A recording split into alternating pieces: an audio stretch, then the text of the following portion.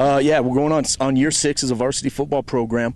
You know, we've made the transition from 4A to 5A. First couple years of 5A, trying to adjust to that schedule was very difficult, but the kids in the program has really started to adapt to that, and I feel like we're at that point where we are able to handle it better. You know, playing a top 10 team every week is a tough thing to handle, and when we first made that transition, it was rough, but the guys that did it really set the foundation for our program.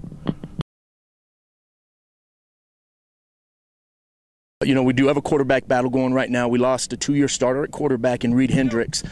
We've got a junior and 2 juniors and a sophomore battling it out right now. And it looks like one of the juniors is starting to separate himself from the other, and then we have a sophomore quarterback that's really pushing. And that's our goal, is to let that competition figure itself out and you know, not name a starter until it really does. At the skill position, we have to replace guys like Joe Ortega and Dorset Valdez, but we return our running backs, every running back from last year.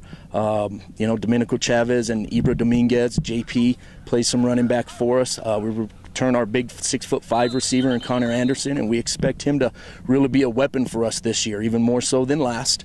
And up front on the line, we've got some holes to fill. We lost 3 starting offensive linemen, and probably the most notable one is our center, who was a 2-year starter, and you know, filling those holes is going to be difficult. But we feel like we've had a number of players that have had great off seasons and getting stronger and are ready to take that challenge on.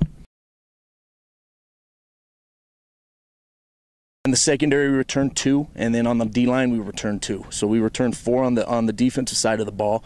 Obviously, Brandon Madrid and Chris Acosta are 2 defensive backs that return for us.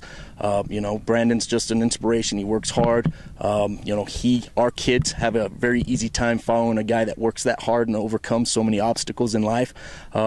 At the linebacker position, that's another one that's a big competition. We lost both starting linebackers from last year, so we've got about 5 juniors and seniors that are really competing for it. And again, we got another sophomore or 2 that'll push for some playing time there. On the D-line, we returned 2 defensive ends that I feel like should be the strength of our defense. 2 tall, athletic, strong kids in Kendall Johnson and Mike Budick. We need them to set the tone for us on defense. And up front, we've got a couple holes, and again, we've got a competition for 4 or 5 players that are competing for those defensive tackle spots. But just like everybody in the state, you know, we've got holes to fill. We're trying to create competition so that we see who can fill those spots. Yeah, you know, with Monzano, those guys, every year is a close one. You know, we've gone to losing to them in overtime. They've beaten us 3 or 4 times in a row, but it's all been, you know, overtime win or a last-second touchdown, and every game it seems to be a stinking close one with those guys. So we've got a nice little rivalry. Our kids are very excited about it. We opened the new stadium, community stadium, with them on a Wednesday night, so it ought to be fun.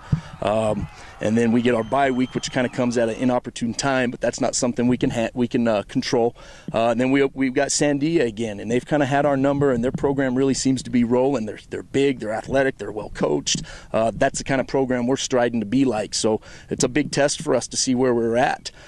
We get Moriarty, which is a very good 4A program. We get Oñate, which is a very, very up-and-coming 5A school in Las Cruces. Then we get Mayfield, El Dorado, Del Norte, which is always a big game for us because some of the assistant coaches were here and now coaching over there. So, and then we get into district, and Rio Rancho schools, they just seem to get stronger every year. Rio Rancho High is going to be unbelievable.